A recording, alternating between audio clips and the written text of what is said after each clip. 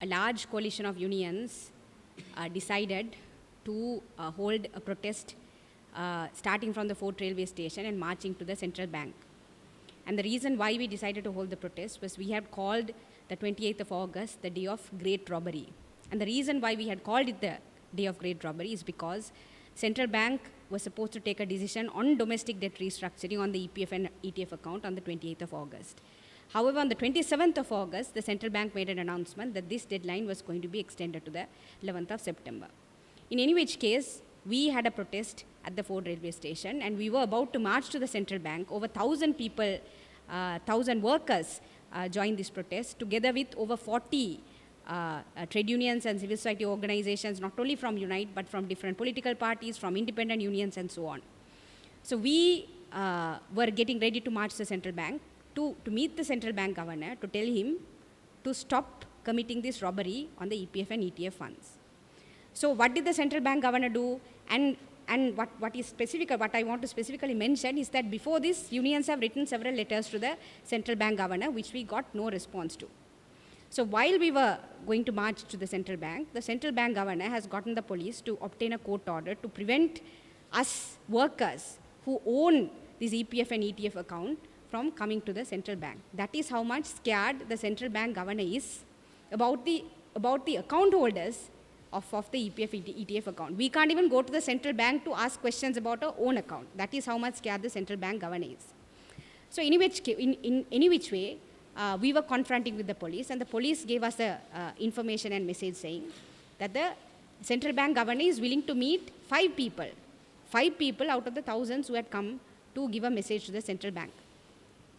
Now, as I've mentioned before, there were over 40 organizations and unions and representative of political parties also, political party unions also were present there. So we gave a message to the central bank governor saying, you can't pick and choose which 5 of us would come. We are not undemocratic like the central bank and this government, which went and decided to slash EPF and ETF accounts, subject EPF and ETF accounts to this domestic debt restructuring without getting the permission and consent of a single account holder. So we are not like that. So we will decide how many of our representatives we want to send to meet the central bank governor. He did not want to agree yesterday, so he said, I will give you an appointment later. And with that, the protest was peacefully disbanded.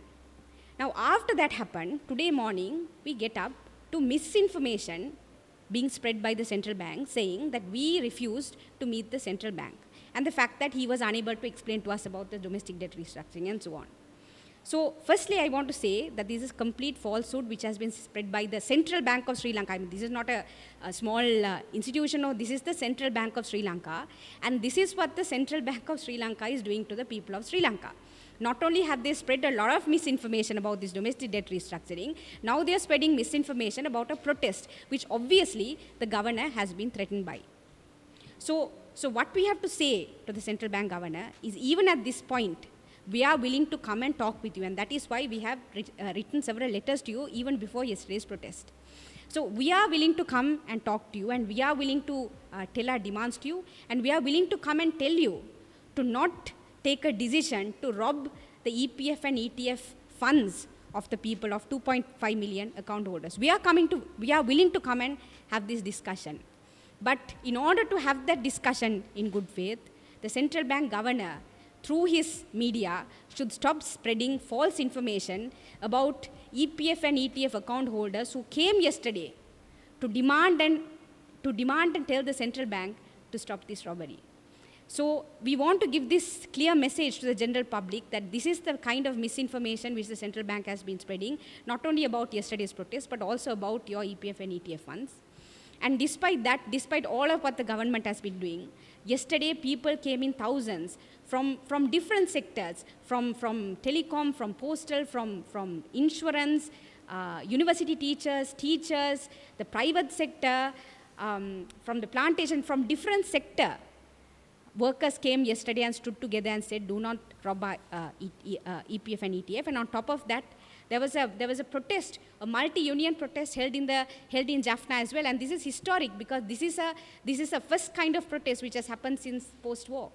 So this is also another significant event which happened yesterday.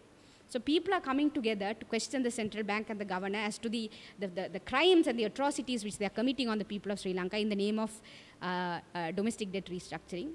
And we urge the people to not be led by misinformation of the central bank. And of course, we extend and say, we are willing to come and speak, but we decide who are the representative of which organizations and which unions will come and speak to the central bank.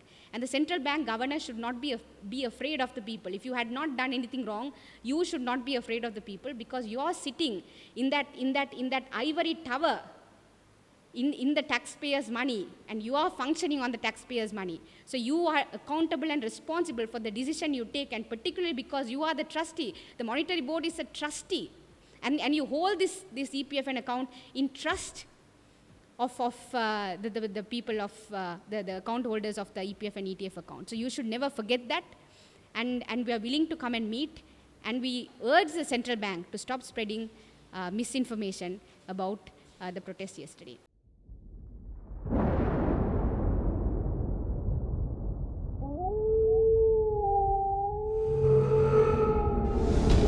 The News Reporter. වාරණයෙන් තොර අපක්ෂපාතී වාර්තාකරණය.